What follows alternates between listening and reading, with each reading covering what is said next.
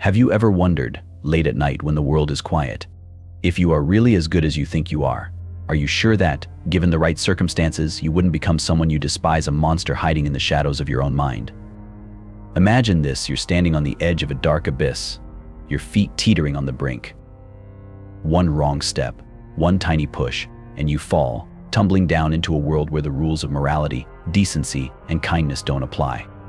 Would you fight to hold on to your humanity, or would you let go, allowing the darkness to consume you? I've been shaken to my core by a book, The Lucifer Effect by Philip Zimbardo, that doesn't just ask why good people turn evil. It forces us to face the unsettling truth: it could be you, it could be me. But don't panic, knowledge is our greatest weapon.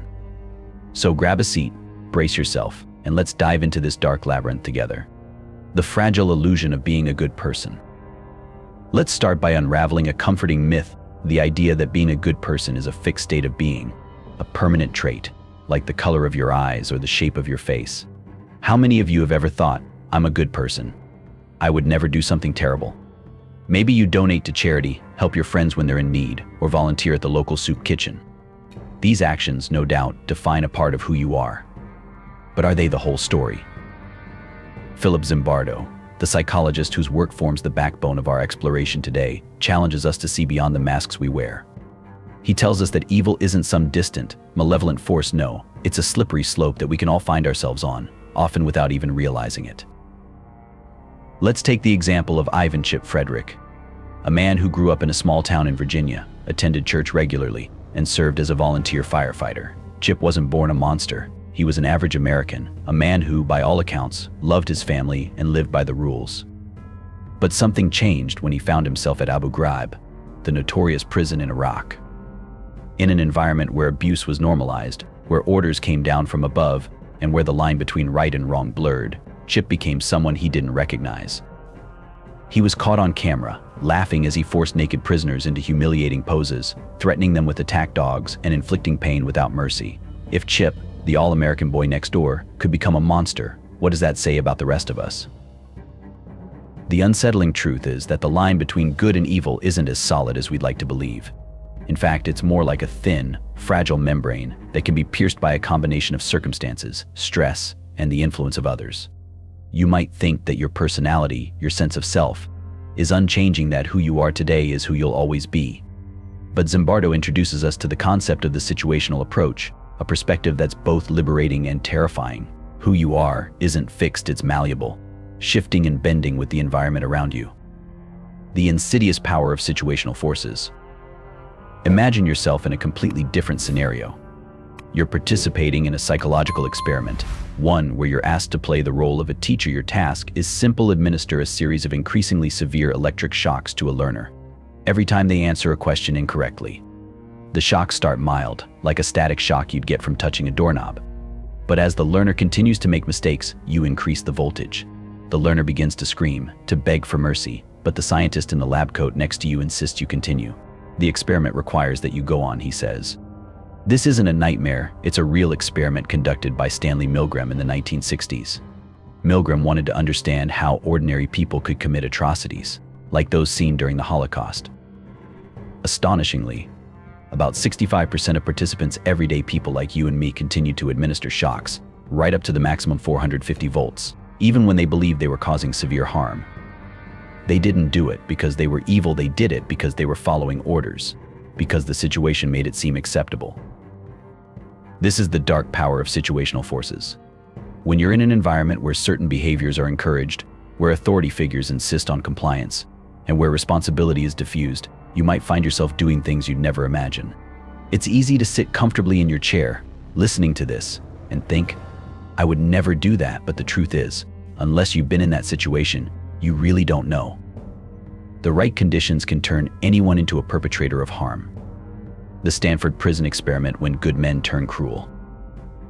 Let's delve deeper into the heart of darkness with the infamous Stanford prison experiment, conducted by none other than Philip Zimbardo himself. In the summer of 1971, Zimbardo transformed the basement of Stanford University into a mock prison. He recruited 24 male college students, screened to ensure they were psychologically stable and healthy, and randomly assigned them the roles of either guards or prisoners. The guards were given uniforms, mirrored sunglasses to dehumanize their gazes, and batons. The prisoners were stripped of their individuality, referred to only by numbers, and made to wear smocks without underwear, with a chain around one ankle. What happened next is both chilling and revealing. Within hours, the guards began to embrace their roles with a disturbing enthusiasm. They devised cruel and degrading tasks for the prisoners, such as forcing them to clean toilets with their bare hands or waking them up in the middle of the night for pointless roll calls. The prisoners, in turn, became submissive, depressed, and hopeless. Some even began to suffer from emotional breakdowns, pleading to be released. What's even more shocking is how quickly this all happened within just 6 days. Zimbardo had to call off the experiment because the situation had spiraled out of control. The Stanford prison experiment is a haunting reminder of how quickly the masks of civility can slip. These weren't seasoned criminals or hardened soldiers, they were college students, people who might have been sitting next to you in a lecture hall or working at a coffee shop. But when given power and anonymity, and placed in a situation where cruelty was tolerated, they became capable of acts they would have once found unthinkable. It's a stark warning the environment we are placed in can profoundly shape our behavior, sometimes turning the kind-hearted into the heartless. Obedience to authority, the danger of blind compliance. Now, let's turn our attention to a force that has led countless people down the path of wrongdoing: obedience to authority. From a young age, we're taught to respect authority figures: parents, teachers, police officers, and for good reason. Society functions smoothly when there's a chain of command, when people follow the rules set by those in power. But what happens when the rules themselves are corrupt, when the authority figures are leading us astray? Let's go back to the Milgram experiment for a moment. Participants weren't monsters, they were simply obeying the orders of a figure they saw as legitimate, an authority figure in a white lab coat. This figure assured them that they were contributing to important scientific research, that their actions were necessary. This blind obedience is a powerful force, one that can override personal morals and ethics.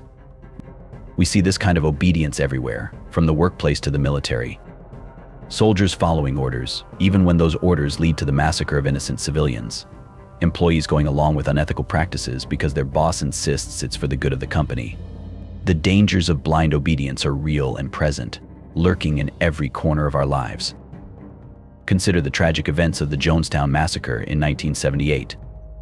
Over 900 members of the People's Temple, a cult led by Jim Jones, died in a mass suicide murder orchestrated by Jones. His followers, many of whom had once believed in the noble ideals of equality and social justice, were led to their deaths drinking cyanide-laced Kool-Aid. Why? Because they believed Jones was a divine authority, someone who knew better than they did. They trusted him, even as he led them to their deaths. The lesson here is clear: questioning authority isn't just a right, it's a responsibility.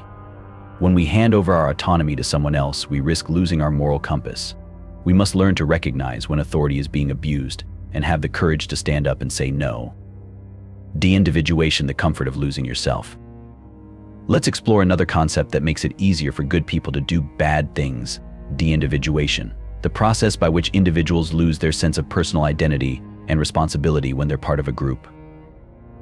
When you're in a crowd, surrounded by others who are acting in the same way, it's easy to lose yourself, to become just another face in the mob. This loss of self can be intoxicating, freeing you from the constraints of society, from the voice in your head that says, "This is wrong." We see deindividuation at work in riots, where people smash windows, loot stores, and set cars on fire. The anonymity of the crowd gives them a sense of invincibility, a feeling that their actions have no real consequences. It's not just the anonymous masses, though. The internet, with its screens and usernames, provides the perfect breeding ground for deindividuation. People say things online that they would never dare to say in person, hiding behind the safety of a screen. A chilling example of deindividuation is the case of Kitty Genovese, a young woman who was brutally attacked and murdered in New York City in 1964. According to reports, dozens of neighbors heard her screams for help, but none of them intervened or even called the police. They assumed someone else would do it. They were just part of the crowd, anonymous and safe in their own homes. This phenomenon is known as the bystander effect, and it's a form of deindividuation. When we're in a group, we're less likely to take action, to step out of the crowd, because we assume someone else will. But this anonymity can also lead to cruelty. Think about cyberbullying, where people unleash vitriol behind the shield of anonymity, saying things they would never dare say face to face. The key to overcoming de-individuation is self-awareness. When you're in a group, when you're tempted to go along with the crowd, take a step back. Ask yourself, is this really who I want to be? Am I acting in a way that aligns with my values? Don't lose yourself in the masses. Remember who you are, even when everyone around you is losing their way. Dehumanization, when the other becomes less than human. One of the most insidious ways that good people become capable of evil is through dehumanization, the process of seeing others as less than human. It's a psychological trick that allows us to inflict harm without feeling guilt. After all, if the person you're hurting isn't really a person, then your actions aren't really wrong, are they? History is riddled with examples of dehumanization, from the Holocaust, where Jews were referred to as rats and vermin, to the Rwandan genocide, where Tutsis were called cockroaches. When we label people as animals, monsters, or enemies, we strip them of their humanity, making it easier to justify cruelty. Dehumanization isn't just something that happens on a large scale, it happens in everyday life. Think about the language we use to describe our enemies or those we disagree with. We call them monsters, animals, savages. This language isn't just metaphorical, it shapes how we see the world. When we see others as less than human, we give ourselves permission to treat them as such. The first step to combating dehumanization is to recognize it. Pay attention to the language you use, the way you think about others. Are you seeing them as fully human, with their own thoughts, feelings, and experiences? Or are you reducing them to a label, a stereotype, a faceless other? The more we can see the humanity in others, the harder it becomes to justify cruelty. The light at the end of the tunnel, the banality of heroism. By now, you might be feeling overwhelmed, maybe even disillusioned with humanity. And who could blame you? We've journeyed through some of the darkest corners of the human psyche, seen how easy it is for good people to become monsters. But before you lose all hope, let me pull you back with a glimmer of light. Zimbardo, for all his focus on the darkness, doesn't leave us stranded in the abyss. He introduces us to a concept that's just as powerful as the banality of evil, the banality of heroism. If ordinary people can do horrible things, then ordinary people can do heroic things too. Heroism isn't reserved for the Caped Crusaders or the stars of history books. It's a potential lying dormant within each of us, waiting for the right conditions to awaken. Consider the story of Liviu Librescu, a professor at Virginia Tech and a Holocaust survivor.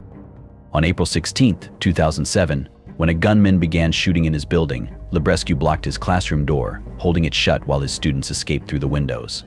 He sacrificed his life so others could live. Librescu wasn't a superhero, he was a human being, just like you and me.